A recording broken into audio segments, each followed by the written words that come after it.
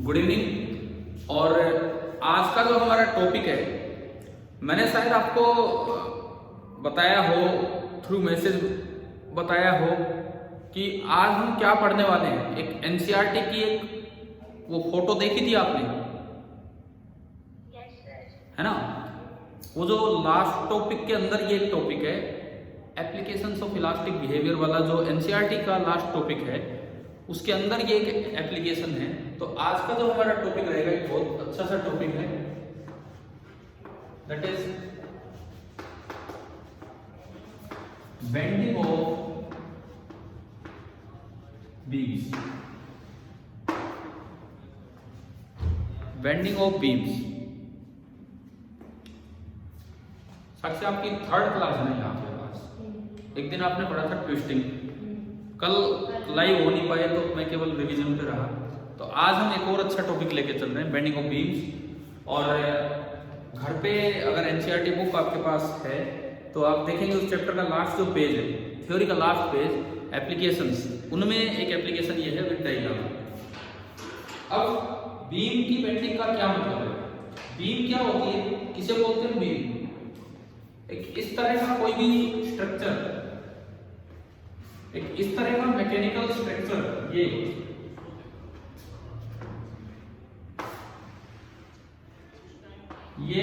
Mechanical structure है, ईंट वाटे आयरन इनसे बना होता है। इसे हम बोल देते हैं कि भाई ये एक बीम है, ये सिंपली एक बीम है, इसको हम बीम का नाम देते हैं। आपकी बुक में बहुत ज्यादा भी ये नहीं दिखा रखा है, लेकिन दिखा रखा है, डायग्राम दिखा रखा है। अब एनसीईआरटी में तो इतना इतना ही एक्सप्लेन करते हो, आगे आपका काम होता है कि खुद पढ़ो या टीचर से पढ़ो, जैसे भी पढ़ो ये सब।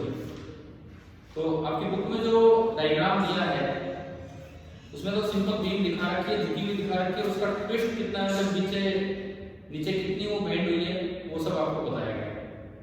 ठीक है, अब देखो मैं तो स्टार्ट करता हूँ सीधा, उसमें कुछ बहुत ज्यादा नहीं है। देखिए इधर ये बीम है।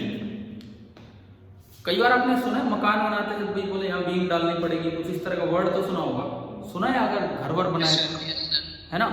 तो वो है ये कोई बीम है, इसकी कुछ लेंथ है L, कुछ ये विड्थ है, विड्थ ये है B, और इसको मैं हाइट बोल देता हूँ H।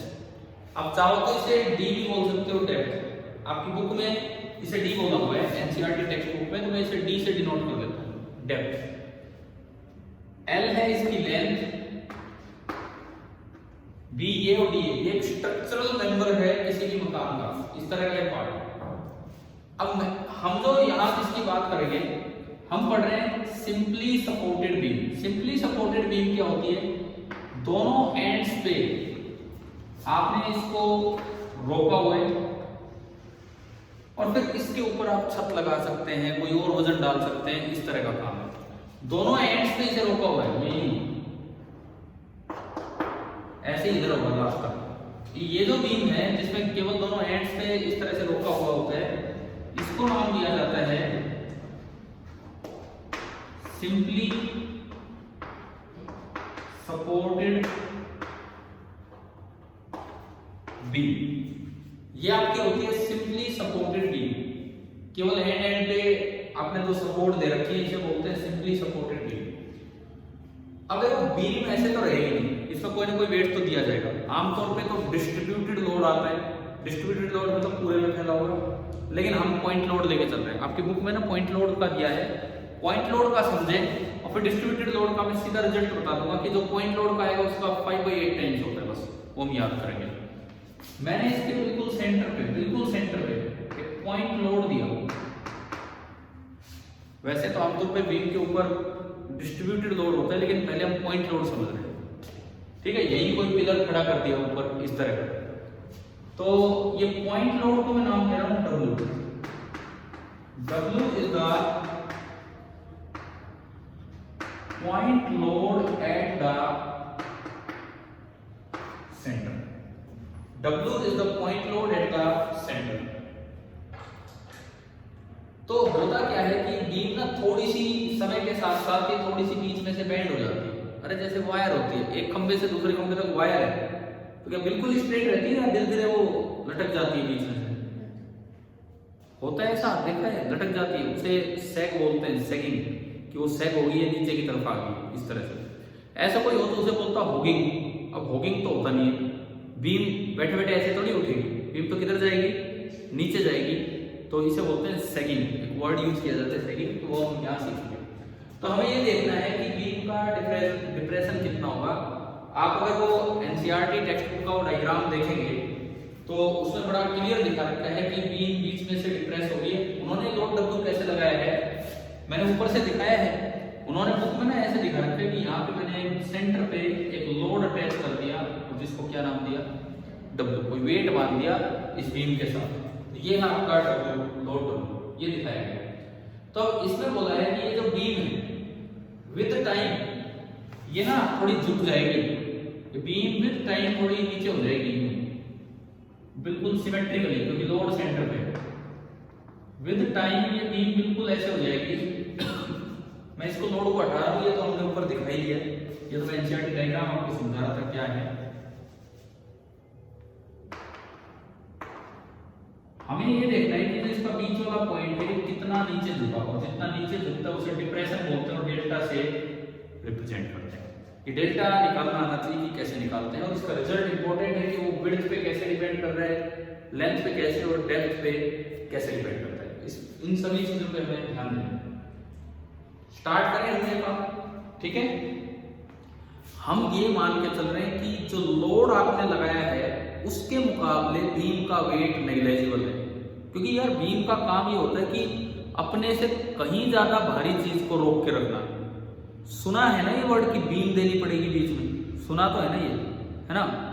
तो अपने से बहुत ज्यादा वेट को रोक के रखता है, तो इस डब्ल्यू के मुकाबले आप बीम के वेट को क्या कर सकते हैं, इग्नोर कर सकते हैं डब्ल्यू के मुकाबले। तो यहां इसी के साथ लिख देना, ignoring the weight of the beam, खुद का weight, ignoring the weight of the beam with respect to, किसके रेस्पेक्ट में आपने इग्नोर किया है, W के रेस्पेक्ट में, W के रेस्पेक्ट में आपने इसके वेट को इग्नोर किया। तो अब हम इसमें दो तीन चीजें समझेंगे और फिर ये डिप्रेशन निकालेंगे। ये जो डेल्टा है, डेल्टा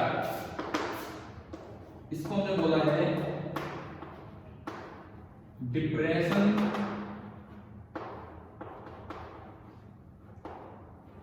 एट द सेंटर। ये जो डेल्टा है ये है आपका डिप्रेशन एट द सेंटर, ये चीज है।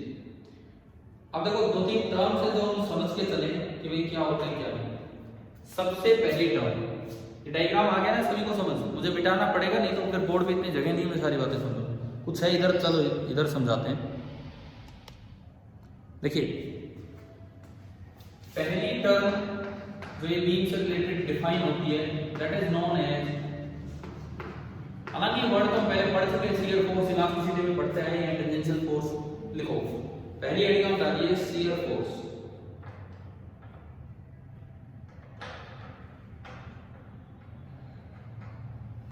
देखो शियर फोर्स का क्या मतलब है, कैसे निकालें। एक बार शियर फोर्स स्टार्ट करने से पहले मैं आपको इसका एफबीडी दिखाता हूं, बीम का एफबीडी। वेट को तो आपने इग्नोर कर ही दिया है, बीम पे मैं अगर फोर्सेस दिखाऊं, मैं इस सपोर्ट को ए नाम दे रहा हूं और इस सपोर्ट को बी। तो एक तो लग रहा होगा नॉर्मल रिएक्शन, बिल्कुल बीच में दिखाना चाहिए। एक तो लग रहा होगा नॉर्मल रिएक्शन एट ए, एक लग रहा होगा नॉर्मल रिएक्शन एट बी, और नीचे कितना लग रहा है, नीचे डब्ल्यू। समझ आ रहा है ना, दो तो फोर्स ऊपर लग रहे हैं, दो कॉन्टैक्ट फोर्स, और एक नीचे लग रहा है डब्ल्यू, और ये रेस्ट पे है, ये रेस्ट पे है, ये रुकी हुई है। तो बताओ फोर्स बैलेंस किया तो क्या इक्वेशन बनी, फोर्स बैलेंस किया तो क्या इक्वेशन बनी भाई, तीन फोर्स हैं, N A plus N B that is equal to W, ये पहली इक्वेशन। लेकिन वेरिएबल दो है, मुझे एन ए और एन बी दोनों चाहिए। तो दूसरी इक्वेशन में कहां से लाऊं, आप इस सेंटर पॉइंट के अबाउट टॉर्क बैलेंस कर लो, सेंटर पॉइंट के अबाउट। ऐसा थोड़ी कि बीम घूमने लग जाएगी, बीम जैसे ये वही है। तो सेंटर पॉइंट के अबाउट आप टॉर्क देखेंगे तो इसका तो टॉर्क इधर आएगा क्लॉकवाइज, कितना होगा NA × L/2, और उसका टॉर्क इधर आएगा एंटी क्लॉकवाइज, और ये दूरी L/2 यहाँ से NB × L/2, और W का टॉर्क 0, क्योंकि आप देख ही किस पॉइंट के अबाउट रहे हो, सेंटर के अबाउट। आप बताओ क्या ये बात समझ आई? हाँ भाई बोलो, क्लियर हुई? तो ये तो फोर्स बैलेंस की इक्वेशन है। अब सेंटर के अबाउट टॉर्क बैलेंस की इक्वेशन बताओ क्या बनेगी? सेंटर पॉइंट के अबाउट टॉर्क बैलेंसिंग की इक्वेशन क्या बनेगी? W का टॉर्क तो कितना 0, NA का टॉर्क NA × L/2, और NB का टॉर्क NB × L/2, ये बना। तो ये एक डायरेक्शन, ये एक डायरेक्शन की इक्वेशन बनी NA × L/2 that is equal to NB × L/2, ये इक्वेशन बनी आपकी टॉर्क बैलेंसिंग की। हाँ भाई समझ आया? L/2 से L/2 गया, यानी कि NA बराबर NB आ गया। तो इसका मतलब NA बराबर NB आ गया, और दोनों का सम W है, तो हम ये कह पा रहे हैं दोनों से कि NA is equal to NB, और दोनों कितने हैं W/। एक बार ये बताओ, ये बैलेंसिंग क्लियर होगी है क्या? किस तरह से बनाई हमने, है ना? ठीक है, मैं अब शियर फोर्स पे आता हूँ। मैं ये शियर फोर्स से पहले वही करके दिखा दिया, अब मैं आता हूँ शियर फोर्स। शियर फोर्स का क्या मतलब होता है? इसके लिए ना मुझे बीच का कोई सेक्शन लेना पड़ेगा, कोई भी एक सेक्शन। सपोज मैंने ये एक सेक्शन लिया यहाँ पे बीच में,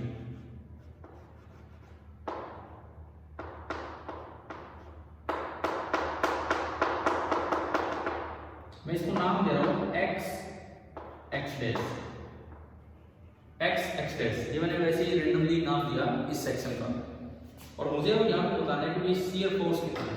तो उसका तरीका क्या होता है? जहां बीच का फोर्स चाहिए वहां बीच से ब्रेक कर लो। हमने देखा पहले तो भाई पूरी बैलेंस है, अब आप क्या करो, बीच से इसे ब्रेक कर लो।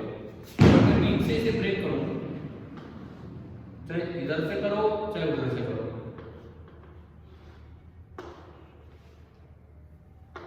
तो ये आपका ना ऐसा क्रॉस सेक्शन बना,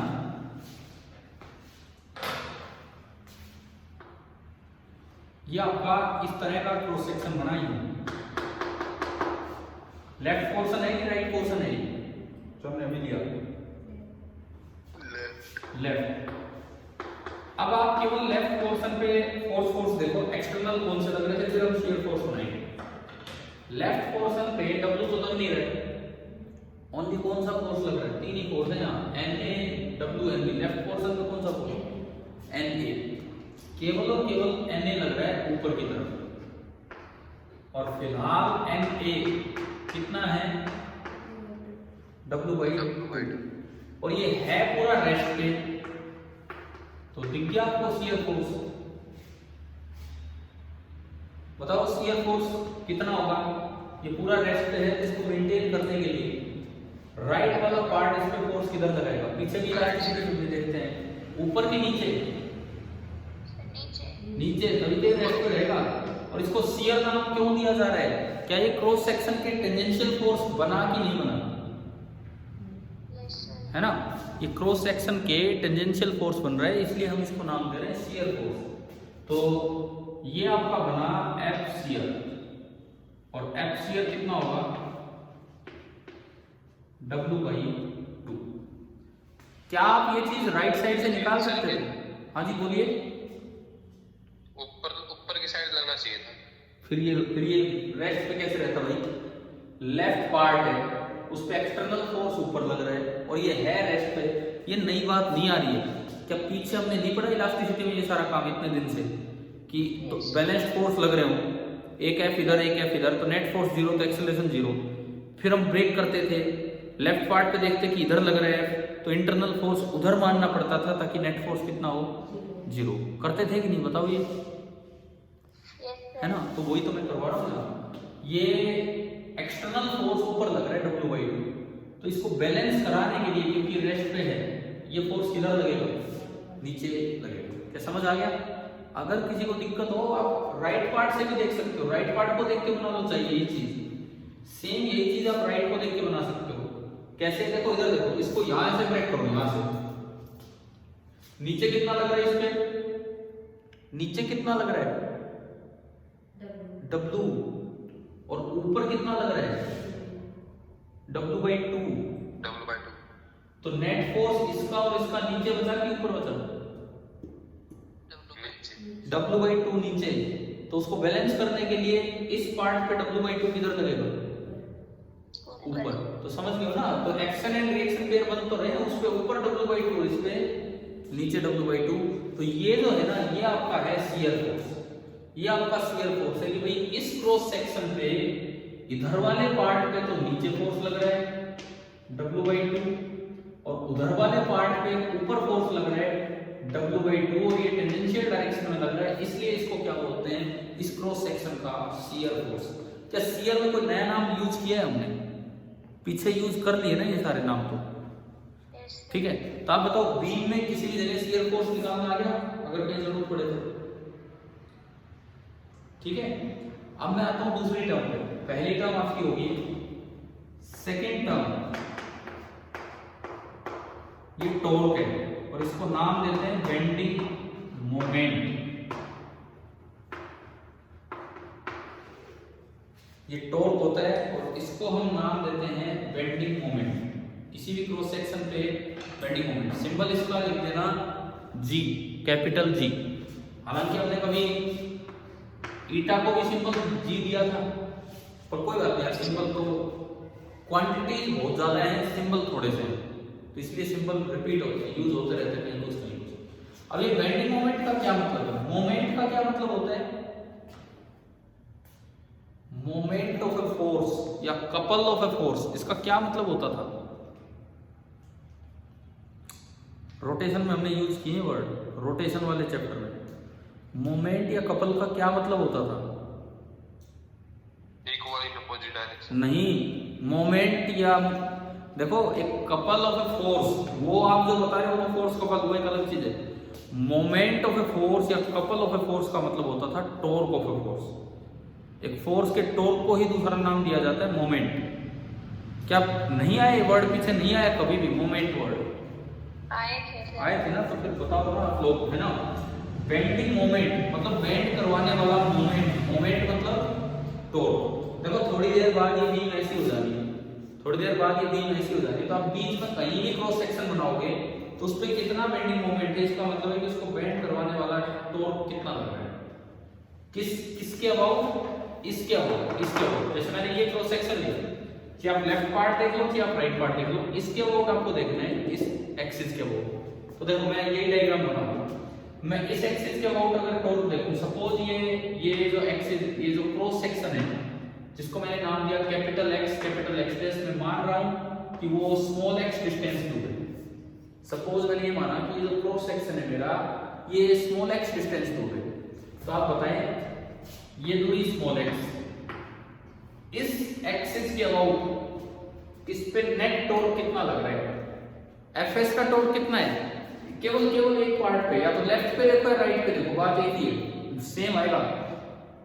आप बताओ इस एक्सिस के अबाउट एफएस का टॉर्क कितना है? 0। क्यों 0? क्योंकि ये तो पास ही हो रहा है, एक्सिस से जब फोर्स पास हो तो टॉर्क होगा नहीं। और इस एक्सिस के अबाउट एनए का टॉर्क कितना है? NA into X, NA into X. वो क्लॉकवाइज है कि एंटी क्लॉकवाइज है? Anti clockwise. अरे ये क्लॉकवाइज होता है भाई, ये क्लॉकवाइज होता है, ये क्लॉकवाइज, ठीक है। तो बेंडिंग मोमेंट इस सेक्शन पे अगर आपको लिखना हो, ये शियर फोर्स कहां लिखा था हमने? At section X X dash. Bending moment भी हम कहां लिख रहे हैं? At section X X dash. देखो कोई नई चीजें नहीं आ रही हैं, थोड़ा सा टर्मिनोलॉजी हो सकता है नई, वो चीजें बिल्कुल पढ़ी हुई आपने। शियरिंग फोर्स पीछे पढ़ा, टॉर्क पीछे पढ़ा, तो ये सारी चीजें यूज होती है। शियर फोर्स निकालना आ गया किसी क्रॉस सेक्शन पे, बेंडिंग मोमेंट भी निकालना आ गया आपको। तो बताओ bending moment at x X dash, चाहे लेफ्ट वाले को देख के लिख दो चाहे राइट वाले को। लेफ्ट वाले को देख के लिखा तो कितना है एन ए इंटू एक्स, और एन ए कितना है ये निकलना पड़ा है, एन ए कितना है W/2। बताएं कि इधर से समझ आ गया? ठीक है, अब एक बार राइट साइड से और निकाल के देखते हैं, सेम है, बिल्कुल सेम आएगा। हाँ, डायरेक्शन अपोजिट होगी। जिस तरह से शियर फोर्स एक पे ऊपर लग रहा था तो एक पे नीचे। अब बेंडिंग मोमेंट देखो, ये बीम यूं थी, थोड़ी देर में यूं होनी है, ये बीम यूं थी सीधी और थोड़ी देर में यूं होनी है, तो इधर वाले पे बेंडिंग मोमेंट यूं आएगा क्योंकि ये तो यूं मुड़ा है, और उधर वाले पे बेंडिंग मोमेंट यूं आएगा। ये यूं हो जानी ना, इसे सैगिंग बोलते हैं। सैग हो गया, सैग मतलब नीचे की तरफ जा गई। देखो मैंने कोई क्रॉस सेक्शन लिया, कोई भी क्रॉस सेक्शन, वो क्रॉस सेक्शन पे बैठा कोई ऑब्जर्वर देखे तो उसको लगेगा ये वाला हिस्सा भी ऊपर जा रहा है और वो वाला हिस्सा भी ऊपर। तो उसके लिए अगर एक टॉर्क क्लॉकवाइज है तो दूसरा टॉर्क कैसा बनेगा, एंटी क्लॉकवाइज, और इसे बोलते हैं सैगिंग बेंडिंग मोमेंट। पहले बताओ क्या ये समझ आ रहा है? ठीक है, अब बताओ दूसरी साइड से देखें तो भी ये इतना ही आना चाहिए, पर देखें दूसरी साइड से इसके अबाउट उधर उधर, तो दूसरी साइड एक फोर्स तो लग रहा है W/2 ऊपर, एक जो फोर्स लग रहा है वो तो लग रहा है W/2 ऊपर। तो बताओ W/2 ऊपर जो लगा है उसका टॉर्क कितना है इस एक्सिस के अबाउट? 0, बिल्कुल सही। एक टॉर्क लग रहा है W/2, ये NB तो कितना निकल गया हमारा अभी W/2, और ये कितनी दूर है L-x,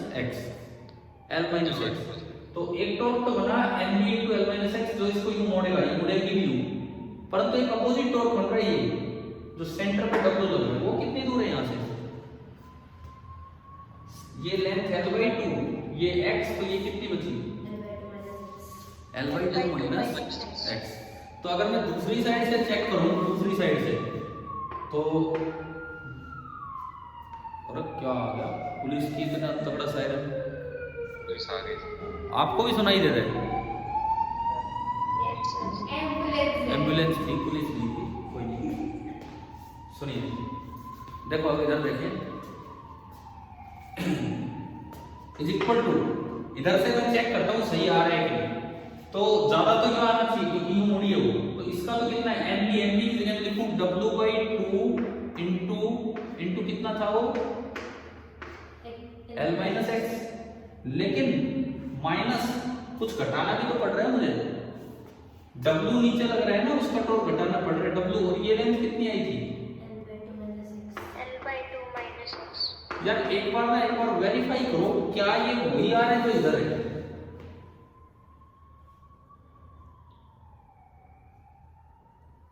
ये वेरीफाई करो कि क्या ये वही आ रहा है कि जो इधर है।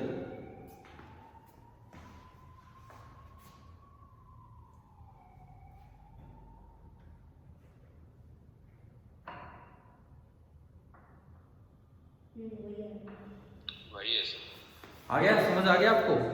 एक बीम में, एक बेंडिंग बीम में जहां पे कोई लोड लगा दिया आपने, उसमें कैसे तो शियर फोर्स निकालते हैं और कैसे टॉर्क मतलब बेंडिंग मोमेंट निकालते हैं किसी भी क्रॉस सेक्शन पे। क्या इतनी बात समझ आई है कि यहाँ तक?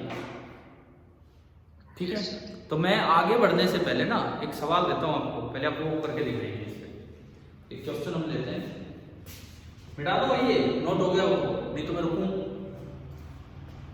Yes sir. हो गया, ठीक है। देखिए एक सवाल लेते हैं,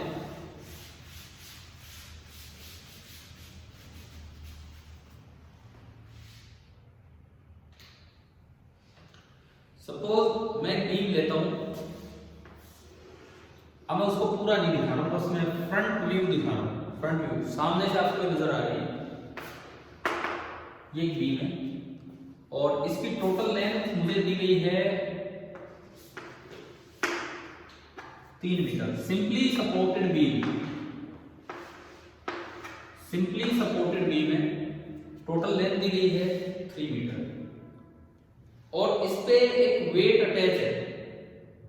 इस पे हमने कोई भी एक वेट अटैच कर रखा है, सपोज 1000 न्यूटन का। यहां पे बिल्कुल सेंटर पे लोड अटैच है 1000 न्यूटन। The centre. आपको बोला है कि भाई ये क्रॉस सेक्शन लो यहां से यहां, पीछे तक जाएगा नहीं क्रॉस सेक्शन, समझ गए हो ना, ये पीछे तक जाना है। और क्रॉस सेक्शन बोला है कि कितनी मीटर दूर लो, 1 मीटर। ये ऐसा है कि बीम है पीछे तक यूं, तो ये मैंने क्रॉस सेक्शन बनाया इस तरह से। आप डायग्राम बना लीजिए, बना लिया होगा शायद, ठीक है। क्वेश्चन लिखो कि find the shear force and the bending moment, find the shear force and the bending moment at the cross section shown.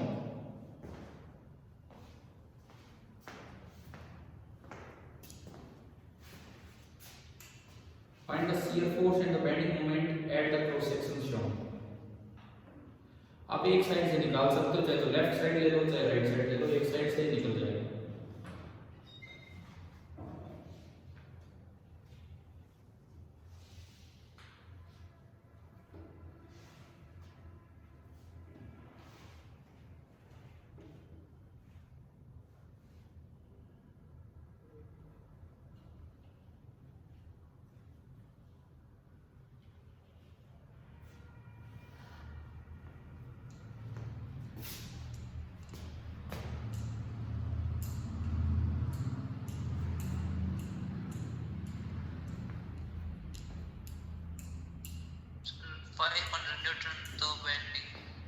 तो शियर फोर्स 500 न्यूटन तो होगा शियर फोर्स।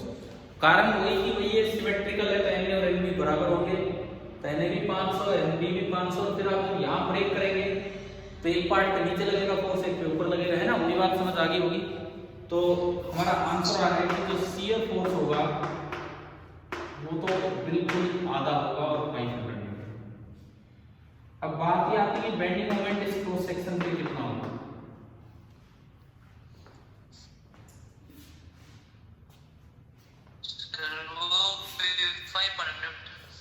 हाँ, बेंडिंग मोमेंट की होगा 500 न्यूटन मीटर। बड़ा सीधा सा तरीका है देखने का। मैं अगर इस पे फोर्सेस दिखाऊं, तो आप जब कैलकुलेट करोगे तो 500 न्यूटन फोर्स इधर आएगा, 500 न्यूटन फोर्स इधर आएगा और 1000 न्यूटन फोर्स ये है। यहां जो है वो इंटरनल फोर्स है। तो आपने जब इसको ब्रेक किया और खाली लेफ्ट साइड को देखा, खाली लेफ्ट साइड को, तो लेफ्ट साइड पे 500 न्यूटन फोर्स किधर लगेगा, डाउनवर्ड, राइट पे अपवर्ड। तो ये तो हो गया शियर फोर्स, इस सेक्शन पे ये शियर फोर्स। अब बात आती है बेंडिंग मोमेंट की। तो आप एक लेफ्ट को ही देख लो, बड़ा आसान, उधर से देखोगे जोड़ना घटाना 2 करने पड़ेंगे, लेफ्ट को देखो, इस सेक्शन के अबाउट इस 500 का तो अबाउट 0, ये तो यहीं से पास हो रहा है। और दूसरे वाले का टॉर्क होगा 500 इनटू, ये दूरी कितनी दी है 1, 500 इनटू 1, तो ये बेंडिंग मोमेंट आ गया 500 न्यूटन मीटर। और ये सैगिंग, मैं एक बार वर्ड ये मेंशन कर ही दूं, सैगिंग वर्ड कहीं भी आए मतलब वो लटक रही हुआ है, हॉकिंग वर्ड कहीं आए HO डबल जी तो वो ऊपर उठेगी नहीं, कभी ऊपर उठेगी नहीं, तो हमेशा कैसा मोमेंट होगा ये सैगिंग। सैगिंग मतलब क्रॉस सेक्शन के इधर तो यूं मिलेगा और क्रॉस सेक्शन के इधर यूं मिलेगा, ये होगा। तो अभी आप ये बताओ कि आपको बीम के अंदर शियरिंग फोर्स और टॉर्क दोनों निकालने आ गए हैं कि नहीं? सर ये बेंडिंग मोमेंट बताना। दोबारा सुनो, ये यही बीम है, सेंटर पे फोर्स दे दिया 1000, तो ये नीचे कैलकुलेट कर रखा है, तो ये भी 500 आया और ये भी कितना आया 500। क्या यहां तक समझ आ गया? Yes sir. अब मैंने इसको ब्रेक किया, केवल लेफ्ट सेक्शन ले लिया, शियर फोर्स तो सीधा दिखेगा, ये रेस्ट पे रहना है, ऊपर 500 तो नीचे भी शियरिंग फोर्स जो इस सेक्शन पे दूसरे लगाया होगा वो कितना लगाया होगा 500 लगाया होगा। तो शियर फोर्स तो आ गया सभी को समझ 500 न्यूटन। Yes sir. अब बेंडिंग मोमेंट का तरीका था या तो केवल लेफ्ट पार्ट को देखो या केवल राइट पार्ट को, या तो केवल लेफ्ट पार्ट या केवल राइट पार्ट, और एक्सिस लो तो बीच से पास करो और टॉर्क निकाल दो, इधर पे निकाल दो, उधर पे बराबर आएगा, एक पे यूं आएगा तो एक पे यूं आएगा, लेकिन बराबर आएगा। तो मैंने यहाँ एक्सिस लिया, केवल लेफ्ट पार्ट पे देखो तो लेफ्ट पार्ट पे दो फोर्स लग रहे हैं, एक तो शियर फोर्स, उसका टॉर्क तो कितना होगा, एक्सिस से ही पास हो रहा है तो 0 है ना, और दूसरा जो है वो है ये जो कि 500 न्यूटन है, और कितनी दूर है ये यहाँ से, क्वेश्चन ने दिया है 1 है, तो 500 into 1 यही तो टॉर्क होगा। आपको राइट साइड में जाना ही नहीं है, एक साइड से देख के करो आप, तो bending moment at this section कितना निकल गया है, 500 न्यूटन मीटर। क्या समझ आया कि नहीं? Yes sir. अच्छा आप राइट से भी देख लो, राइट से भी देख लो, अगर आप राइट से देखते हो तो 500 into 2, ये 2 मीटर बची यहाँ से, तो 500 into 2 तो कितना हो गया 1000, और एक ये है 1000 into ये दूरी कितनी है, ये दूरी भाई ये पूरी 3, तो ये 1.5 और ये 1.5 बची, कितनी बची 0.5। अब 1000 into 0.5 500 हो गया, तो 500 तो यूं आया और 1000 यूं आया था 500 into 2, और शेयर वाले का कोई है नहीं इसके बाद, तो 1000 यूं आया और 500 यूं, तो ये वाला ज्यादा है, तो 1000 में से 500 घटाया तो कितना बचा 500 न्यूटन मीटर। तो आप बताओ एक बीम में किसी भी सेक्शन पे आपको ये दो टर्म्स निकालनी आ गई है, शियर फोर्स और बेंडिंग मोमेंट। Yes sir. ठीक है, अब हम चलेंगे इसके बेंडिंग की तरफ। अब देखो बीम जब बेंड होगी तो मुझे ये बताओ, बीम जब बेंड होगी तो इसमें टेंसाइल स्ट्रेस आएगा कि कंप्रेसिव स्ट्रेस आएगा? इस सवाल का जवाब टेंसाइल वर्ड कब यूज करते हैं? टेंसाइल वर्ड जब कोई चीज खींचे, और कंप्रेसिव जब कोई चीज दबे। हाँ हर्षित क्या बताया आपने? कंप्रेसिव आएगा। कोई बच्चा टेंसाइल बोल रहा है, कोई कंप्रेसिव बोल रहा है, कैसा आएगा बताओ?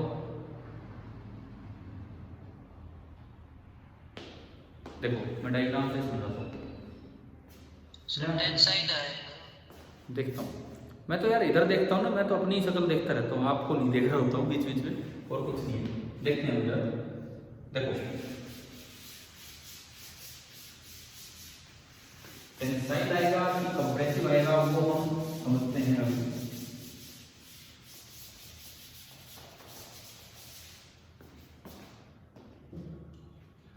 बीम का क्या हाल होना है? बीम ना कुछ ऐसे होने हैं,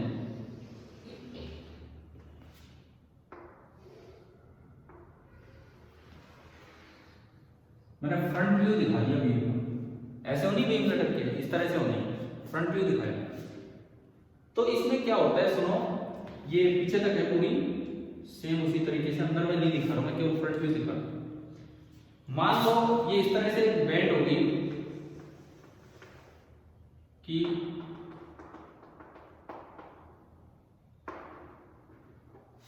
इसका कहीं जाके सेंटर ऑफ कर्वेचर बन रहा है। मैं ये बेंडिंग वर्ड हटा देता हूं यहां से ताकि ये दिखा पाए आराम से। देखो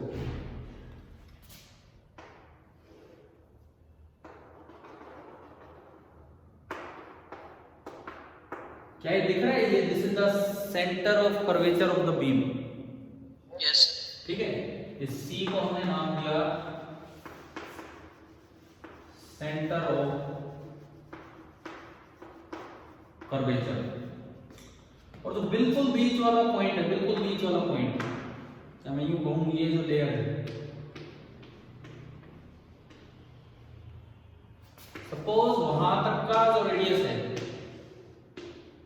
बिल्कुल सेंटर को रेडियस कितना है r, और ये जो एंगल बना हुआ है ये थीटा बना हुआ है, तो सेंट्रल लेयर की लंबाई कितनी होगी ये बताओ? सेंट्रल लेयर की लंबाई कितनी होगी? बोलिए भाई, ये लंबाई length of the r into theta. ये जो बीच वाली लेयर होती है, बीच वाली लेयर जो होती है, इसे नाम दिया जाता है न्यूट्रल लेयर। बीच वाली लेयर को नाम दिया जाता है न्यूट्रल लेयर। न्यूट्रल लेयर का मतलब होता है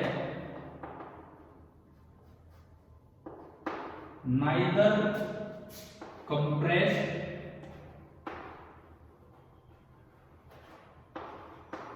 नॉर इलोंगेटेड।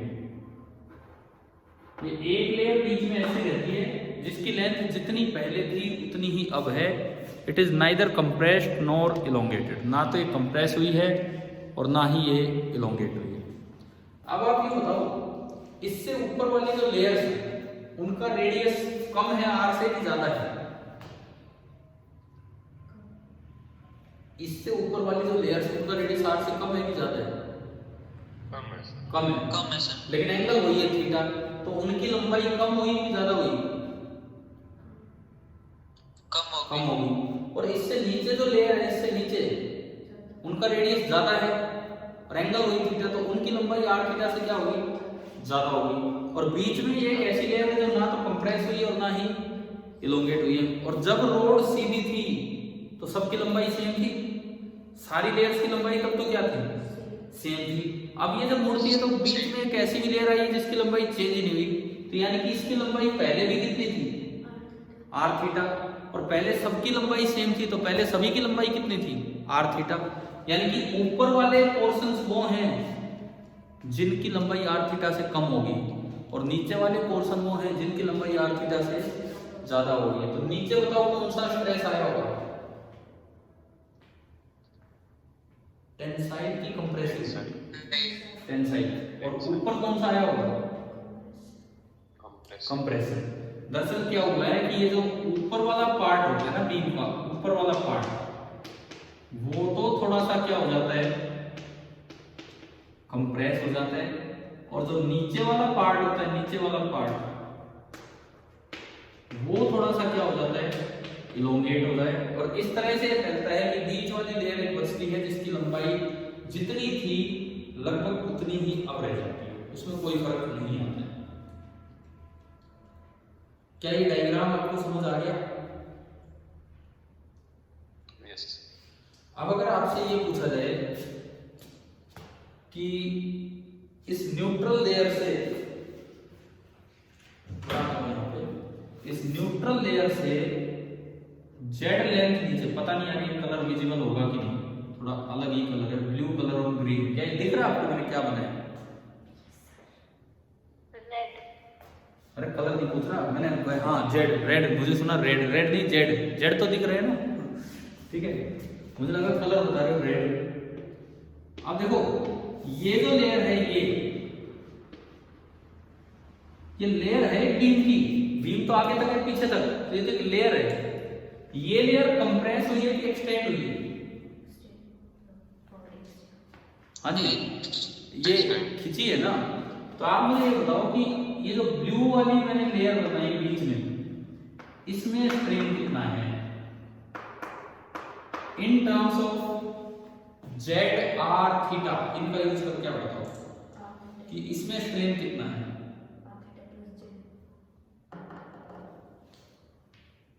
बताओ बताओ, आप सोच के बताओ। Change in length upon original length.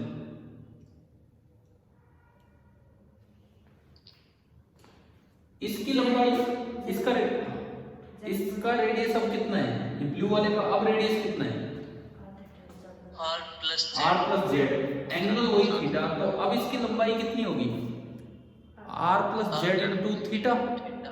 और पहले सभी की लंबाई कितनी थी? जितनी न्यूट्रल लेयर थी पहले सभी की लंबाई कितनी थी? R theta. तो इसमें देखो स्ट्रेन कैसे लिखें? नई length R plus Z into theta minus पुरानी length R into theta upon original length R theta. बताओ भाई क्या है ये स्ट्रेन कितना है इस लेयर में? Z theta upon Z upon R. हाँ, जेड अपॉन आर। स्ट्रेन आ गया, आपको किसी भी लेयर में स्ट्रेन निकालना आ गया, Z upon R, neutral length से जेड नीचे इतना स्ट्रेन है। अब अगर इसका यंग मॉडुलस y है, अगर इसका यंग मॉडुलस y है तो स्ट्रेस तो मैं लिख ही सकता हूं वहां पे। यंग मॉडुलस क्या होता है? Stress upon strain. ये वो है टेंसाइल या कंप्रेसिव में यंग मॉडुलस आता है, लेंथ बढ़ी या लेंथ कम हुई, कोई शेयरिंग मॉडुलस नहीं है यहाँ। तो यंग मॉडुलस का मैं यूज करूं तो that is stress upon strain, और स्ट्रेन कितना है Z अपॉन R। ठीक है, यहां से कई बार बच्चे एक इक्वेशन भी याद कर लेते हैं, ऐसे कोई जरूरत ही नहीं है। Sigma by Z is equal to Y by R, या यूं कहें sigma is equal to Y Z by R, कि भाई इतना स्ट्रेस यहाँ पे आया। अब बताओ क्या यहाँ तक ये बीम समझ आ रही है क्या है? ठीक है, अब एक नई टर्म इस बीम में हम डिफाइन करेंगे, एक नई टर्म। पहले बताते चलो, क्लियर हो रहा है बीम वाला टॉपिक? देखो टॉपिक धीरे धीरे अच्छे अच्छे आ रहे हैं इनमें, फिनिशिंग स्टेज पे अच्छे अच्छे टॉपिक्स आ रहे हैं। जैसे उस दिन ट्विस्टिंग वाला हुआ था, है ना, जिनमें थोड़ा पूरा पूरा लेक्चर लगता है और आपको अच्छे से समझना होगा। तो आप ये बताओ, आपने मोमेंट ऑफ इनर्शिया पढ़ा है पीछे, है ना? उसकी सिंपल सी डेफिनेशन होती मास इनटू डिस्टेंस का स्क्वायर, वो था मास मोमेंट ऑफ इनर्शिया। ये बीम के केस में एक और मोमेंट ऑफ इनर्शिया डिफाइन होता है जिसे बोलते हैं ज्योमेट्रिकल मोमेंट ऑफ इनर्शिया। तो ये हेडिंग डालो आप इसमें, ज्योमेट्रिकल मोमेंट ऑफ इनर्शिया।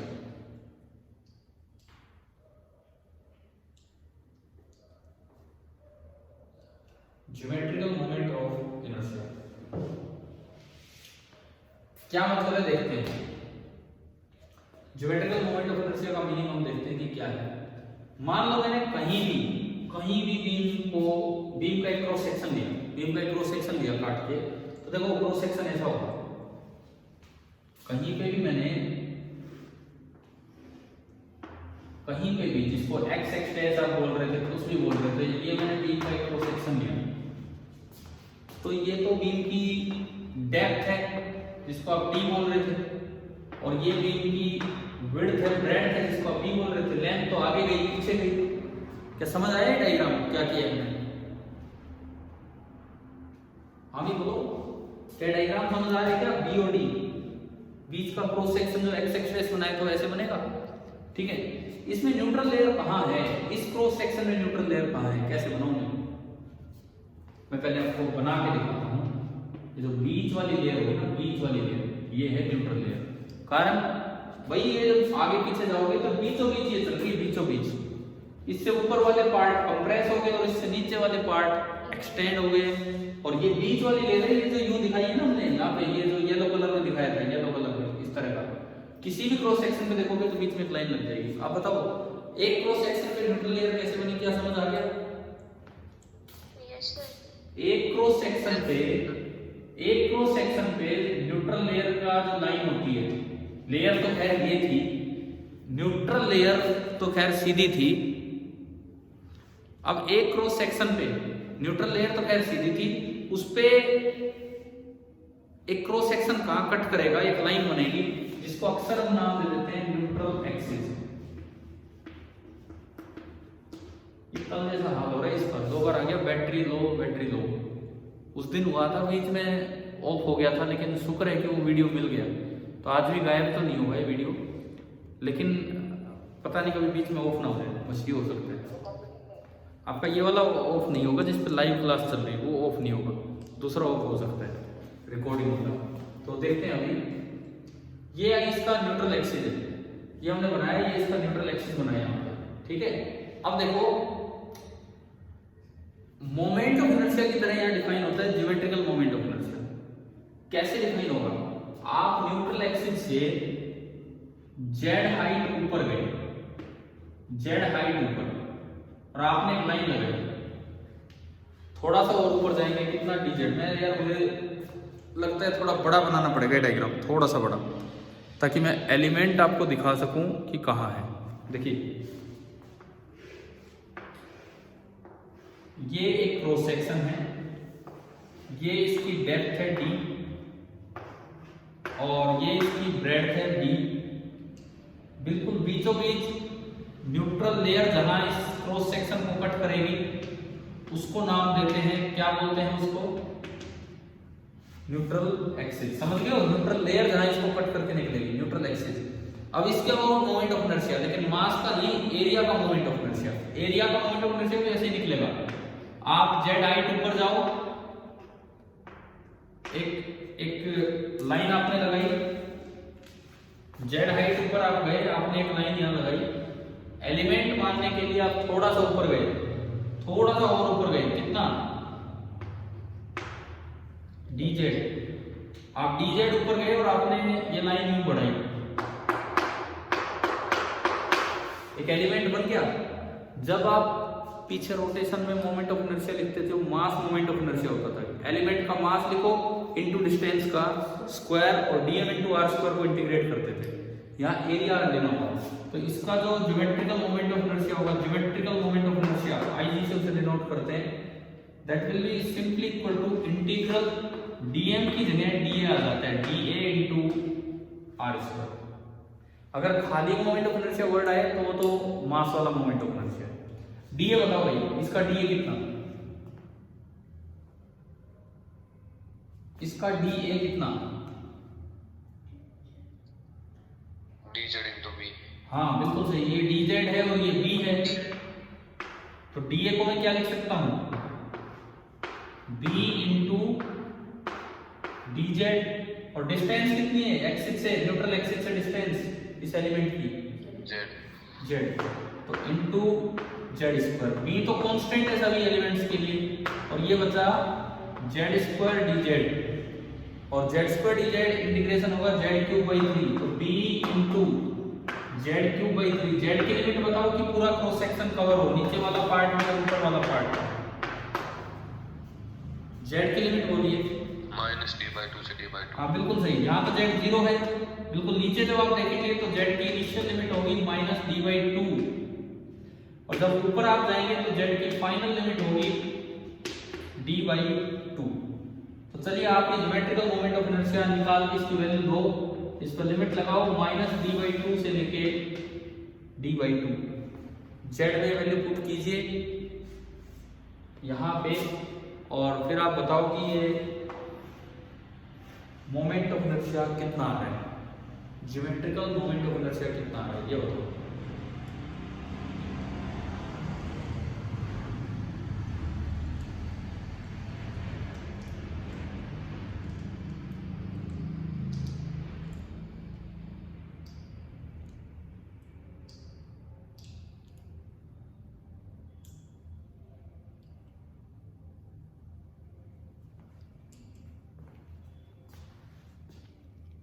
बताओ बताओ जल्दी बताओ। BD3/12 सही है, हम याद भी रखेंगे ये चीज, हम याद भी रखेंगे कि ये जो IG जब आप सोल्व करेंगे न्यूट्रल एक्सिस के about geometrical moment of inertia beam का, वो आएगा BD3/12। तो देखो यहां तक मैंने बीम में आपको 3 पॉइंट सिखाए हैं, shearing force, bending moment, and तीसरा क्या, geometrical moment of inertia of any cross section. बीच में न्यूट्रल लेयर आई, न्यूट्रल लेयर किसी क्रॉस सेक्शन को कहां कट करती है, न्यूट्रल एक्सिस होते हैं। न्यूट्रल एक्सिस के अबाउट बेंडिंग मोमेंट, एक रेक्टेंगुलर बीम का moment of inertia, geometrical moment of inertia, जिसका फॉर्मूला हम याद रखेंगे BD3/12। ठीक है, आप बताइए क्या यहां तक की चीजें समझ आ गई हैं क्या? ठीक है, अब बात बचेगी कि बेंडिंग कहीं पूछ ली जाए, सेंटर पे बेंडिंग कितनी है वो निकालना, या किसी भी और जगह बेंडिंग कितनी है वो कैसे निकाले। बेंडिंग का मतलब डिप्रेशन, कि ये बीम कितना नीचे गई है। सवाल हो सकता है शियर फोर्स पे आ जाए, हो सकता है टॉर्क पूछ ले बीच में बेंडिंग मोमेंट, या फिर आ जाए कि सेंटर पे। तो क्या होता है कि आप याद भी करके जा सकते हो, एनसीईआरटी बुक में मैंने आपको दिखाया, वो डायरेक्ट फॉर्मूला दिया हुआ है, डायग्राम दिया हुआ है, लेकिन कैसे, अब वो हमें समझना है इन टॉपिक्स में। ठीक है, अभी ये बताओ, हम कल इसको कंटिन्यू करेंगे, ये फोन स्विच ऑफ होने वाला है बिल्कुल, फिर ये बीच में रह जाएगा। टाइम भी इतना नहीं बचा होगा, अभी 10 मिनट बचे होंगे, लेकिन ये बीच में ऑफ होने वाला है।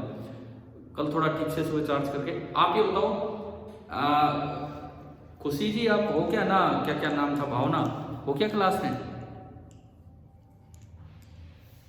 अरे भावना हो क्या क्लास में कि नहीं हो? नहीं हो, कोई बात नहीं। Yes sir. ठीक है, टाइम हमारा फिक्स है, 5 से 7 ही है। नॉर्मल डेज में रोज 5 से 7 ही चलते हैं। आज मैं स्कूल से काफ़ी लेट हो गया था आने में, उधर की साइड से ही, तो इस वजह से उस समय क्लास नहीं ले पाया। 5 बजे से काफ़ी लेट में पहुंचा। और दूसरी बात, कल दोपहर बाद मुझे जाना है, मैंने ये भी बता दिया कहाँ जाना है, वैसे तो क्यों बताऊँ मैं, पर बता दिया। ठीक है, तो मैं कल दोपहर में जाऊंगा, परसों शाम तक आऊंगा, तो इसलिए कल की क्लास मिस ना हो, तो इसलिए मैं मॉर्निंग में क्लास लेना चाह रहा था। तो आप ही बताओ, बहुत जल्दी भी नहीं है, 6 से 7 लगा दें आपकी क्लास, 6 से 7। Yes, sir. देखो मैं 6 से 8 12th की ले रहा हूँ, तो कल उनको थोड़ा आराम दे दिया जाए, 7 से 8 उनकी कर दी जाए और 6 से 7 आपकी क्लास, ठीक है। Yes, sir. और उससे क्या मदद मिलेगी मुझे पहले लगाने में, ये बोर्ड पे बना रहेगा, नहीं तो पहले 12th के लिए तो यार ये साफ हो जाएगा, फिर दोबारा बनाएंगे। तो कल 6 से 7 में हम ये सीख रहे होंगे कि ये बेंडिंग कैसे निकालते हैं, सेंटर पे बेंडिंग कैसे निकालते हैं, किसी और जगह बेंडिंग कैसे निकालते हैं। टॉपिक मतलब कवर होगा उसी क्लास में। तो क्या बेंडिंग ऑफ बीम यहाँ तक समझ आ गया है आप सभी बच्चों को? Yes, ठीक है। sir. अब कल सुबह यार मैं उठाऊं कैसे आपको 6 से 7 है, बताओ। मैं तो और कुछ नहीं कर सकता, मैं तो पौने 6 मीटिंग स्टार्ट कर दूंगा, जो आएगा नमस्कार गुड मॉर्निंग ये कर लेंगे, 10-15 मिनट ग्रुप पे मैसेज डाल सकता हूँ, और तो मैं कुछ नहीं कर सकता हूँ। और इस बात की शिकायत कल सुबह नहीं आनी चाहिए, कल सुबह इस बात की शिकायत नहीं आनी चाहिए कि टाइम क्यों चेंज कर दिया और ये क्यों कर दिया। नहीं तो मैं कह रहा हूँ ऑफ होगी क्लास, उससे बढ़िया तो क्लास हो जाए, ठीक है। 6 से 7 है सर। हाँ कल मॉर्निंग में 6 से 7 है, मैसेज मैं डाल दूंगा आपके ग्रुप पे और लिंक आपको मिल जाएगा। तो सुबह ठीक से मूड में क्लास अटेंड करना। नहीं तो देखो आपको मैंने बीच में छोड़ा है, अगर इतना समझ में आ गया तो आपको खुद ये मन में रहना चाहिए कि कैसे मैं बेंडिंग निकालूं। और आप सभी का ये होमवर्क है, तब तक एनसीईआरटी बुक का वो सेकंड लास्ट पेज है उस चैप्टर की थ्योरी का, मे बी आप देखना अपनी बुक में, उस चैप्टर 9 की थ्योरी पार्ट का सेकंड लास्ट पेज है। अब मेरी बुक में पेज नंबर 240 है, लेकिन वो नई बुक में अलग मिलेगा, क्योंकि 1-2 टॉपिक पॉइजन रेशियो जो है ना वो बाद में ऐड हुए थे। हमने पढ़ लिया पॉइजन रेशियो, पॉइजन रेशियो उसको बोलते हैं, मैं तो जस्ट एक बार दिमाग में आ जाए क्या है इसलिए बोल रहा हूँ। पॉइजन रेशियो पढ़ लिया आपने, है ना। वो पहले पुरानी बुक में, जैसे मेरी बुक में नहीं है, लेकिन वो बाद में ऐड हुए, तो इसलिए पेज नंबर 1-2 का हेरफेर हो सकता है। Applications of elastic behaviour of material ये टॉपिक है, कम से कम आप उसमें ये वाला डायग्राम देख के आए, जहां से ये चीजें बता रखी हैं वो आगे का पढ़ के आए, और ये फॉर्मूला देख के आए, फिर कल सुबह देखेंगे कि वो फॉर्मूला है उस पर कैसे सवाल आते हैं। ठीक है भाई, ठीक है, थैंक यू, गुड नाइट।